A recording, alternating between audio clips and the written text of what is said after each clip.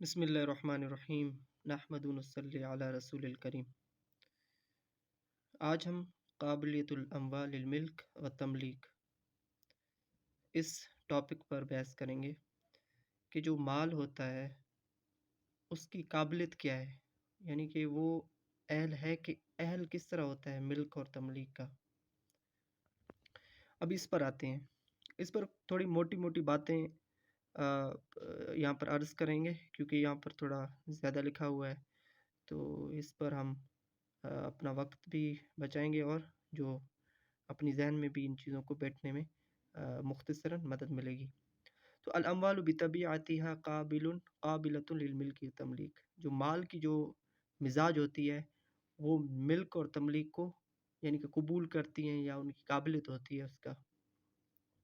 تو یہاں پر جو نیچے ہے والنتیجۃ طبیعۃ للاحراز الذی هو من خواص المال غیر المباح، یعنی کہ جو مال جو یعنی قبضے میں آتی ہے وہ غیر المباح ہو جاتا ہے، یعنی کہ یہ مال کی خاصیت ہے کہ وہ غیر المباح بن جاتی ہے۔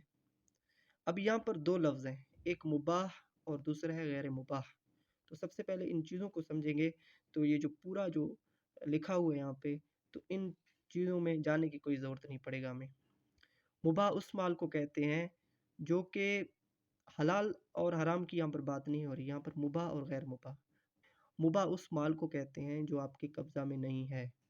اور غیر المباح اس چیز کو کہتے ہیں جو آپ کے قبضہ میں آ گیا، وہ کسی خاص بندے کے ملکیت میں آ گیا، ابھی کیا ہو گیا کہ وہ مباح نہیں رہا، یعنی کہ وہ غیر المباح ہے۔ مثلا مچھلی تھی، وہ سمندر میں ہے تو وہ مباح ہے، یعنی کہ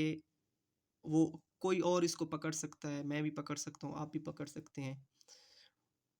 جب تک کوئی پکڑتا نہیں تو وہ کیا ہے، مباح ہے۔ جب کسی نے پکڑ لیا اور اپنے قبضے میں لے لیا تو وہ غیر المباح بن گیا، یعنی کہ ابھی جو شخص ہے جس نے پکڑ لیا اس کے لیے تو جائز ہے اس کا استعمال کرنا، چاہے اس کو پکا لے، چاہے اس کو پھینک دے، چاہے جس طرح کرے، لیکن دوسروں کے لیے کیا ہو گیا، وہ مباح نہیں رہا۔ ٹھیک ہے، ابھی وہ اس مالک کے اجازت کے سوا اس چیز کو ہاتھ نہیں لگا سکتا۔ تو یہ تھوڑی ہم نے چیزیں واضح کرنے کے لیے یہاں پر بیان کی۔ تو یہاں پر ہے ان ترى على المباح كان هو الاختصاص الحاجز المانع لغیر المحرز من الانتفاع۔ تو اس چیز کو ہم سمجھیں گے تو پورا ہمیں ڈیفینیشن سمجھ میں آئے گا، یعنی کہ وہ خاص ہوتا ہے، الحاجز یعنی کہ جو چیز قبضے میں کیا گیا وہ خاص ہو گیا ایک شخص کے لیے، المانع لغیر المحرز من الانتفاع، اور دوسروں کے لیے وہ چیز کیا ہے، مانع ہے، یعنی کہ لغیر المحرز جو پکڑنے والا بندہ ہے اس کے علاوہ ان کے لیے مانع ہے کہ وہ اس سے نفع اٹھائیں، یعنی کہ ان کے لیے جائز نہیں ہے کہ وہ نفع اٹھائیں۔ اگر کوئی اس کا چیز کھا جاتا ہے یا کوئی نقصان پہنچاتا ہے تو اس کو جرمانہ دینا پڑے گا، فائن دینا پڑے گا۔ تو یہ خاص ڈیفینیشن ہے اس کا۔ بس جو آگے جو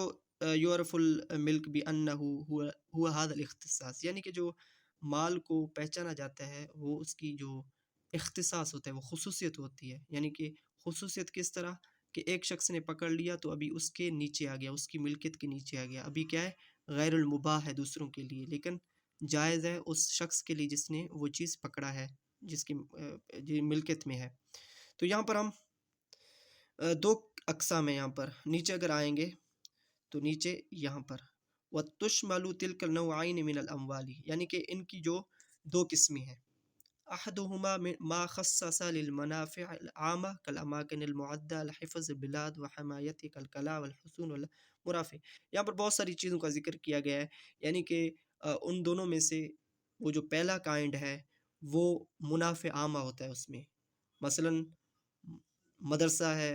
مسجد ہے، یعنی کہ کوئی قلعہ وغیرہ ہے، یا کوئی جو چیزیں ہوتی ہیں حفاظت کرنے کے لیے شہروں کی، وہ بھی عام ہے، اور راستے مثل الطرقات العامہ اور یعنی کہ بہت ساری چیزیں ہیں، اور اس کے علاوہ جو انتظار کرنے کے لیے گورنمنٹ بناتی ہے عام عوام کے لیے، جو اسٹیشنز وغیرہ ہوتی ہیں، جو یعنی کہ چیزیں ہوتی ہیں ایئرپورٹ وغیرہ اس طرح کی، تو یہ عام ہو گیا استعمال کرنے کے لیے۔ فہذه الاموال لا تقبل التملیک مطلقاً،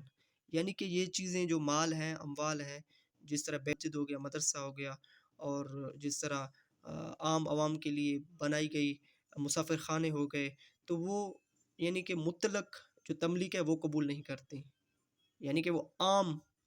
ملکیت قبول نہیں کرتی، بلکہ وہ سب کے لیے ہوتی ہے، اس میں کوئی اس کو بیچ نہیں سکتا، بلکہ اس سے منفع حاصل کر سکتا ہے، عین اس کا یعنی کہ عین پر اس کوئی قبضہ نہیں کر سکتا، بلکہ منفع اس سے حاصل کر سکتا ہے، مادامت مخصصۃ للمنفعۃ الکافہ، جب تک کہ اس کی جو منفع ہے وہ رہے، تب تک وہ کیا ہے،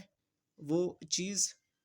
یعنی کہ کسی کے ملکیت میں نہیں آئے گا. فَإِنْ زَالَتْ عَنْهَا تِلْكَ صِفَةٌ عَادَتْ إِلَى حَالُهَا الْأَصْلِيَةَ وَهِيَ قَابِلَةٌ لِلْمِلْكِ وَالتَّمْلِيكِ بِإِطْلَاقِ. پھر اگر وہ جو صفت ہے، جو عامہ کا صفت ہے، یعنی کہ جو ہر کسی کے لیے یعنی کہ عام ہے، اگر وہ صفت ختم ہو جائے اس چیز کی اور وہ لوٹ جائے اپنی اصلی حالت میں، تو وہ پھر قبول کرتی ہے ملک اور تملیک کو. مثلا کوئی راستہ ہے تو وہ عام عوام کے لیے ہے، ٹھیک ہے، کسی نے وقف کر دیا کہ عام عوام کے لیے ہے. اگر کوئی مسئلہ ہو گیا تو اس شخص نے کہا کہ میں نے ابھی جو وقف کردہ چیز ہے اس کو میں لوٹاتا ہوں، تو وہ الگ بحث ہے کہ وہ وقف کردہ چیز واپس ہوتا ہے کہ نہیں. یہاں پر میں مثال میں دے رہا ہوں، اگر وہ لوٹاتا ہے اس چیز کو، یعنی کہ وہ اپنی ملکیت میں اس چیز کو لیتا ہے، تو پھر دوبارہ یعنی کہ وہ چیز ہے وہ ملکیت بھی قبول کرے گا، یعنی کہ ملک بھی قبول کرے گا، اور تملیک بھی قبول کرے گا، یعنی کہ وہ چیز عام نہیں رہی بلکہ خاص ہو گئی. یہاں پر خاصہ اور عامہ کی بات کو ہم سمجھیں. خاصہ وہ چیز ہوتا ہے جو کسی ایک مالک کے نیچے ہوتا ہے، یعنی کہ اس کے علاوہ کوئی اس سے نفع حاصل نہیں کر سکتا اگر مالک کے اجازت کے سوا، بس یہ بات یاد کر کے. اور جو عام ہوتا ہے اسی میں کسی سے پوچھنا نہیں پڑتا بلکہ منفع میں ہر کسی کا حصہ ہوتا ہے. تو دوسرا یہ ہے کہ اموال تقبل تملیک فی بعض الاحوال وذلك عند وجوه مسوغ شرع من ضرورت الملجة او حاجة ماسة دافت الیہ او مصلیة، وتلك الاموال هي العقارات الموقوف واموال بیت المال فإن كلهم لا يسوغ تملیک الا في الاحوال التي ذكرنا على ما هو مبین في مواضع في کتب الفقہ. یہاں پر جو اس کا اگر ہم اس کی جو مفہوم کو سمجھنے کی کوشش کریں تو یہاں پر جو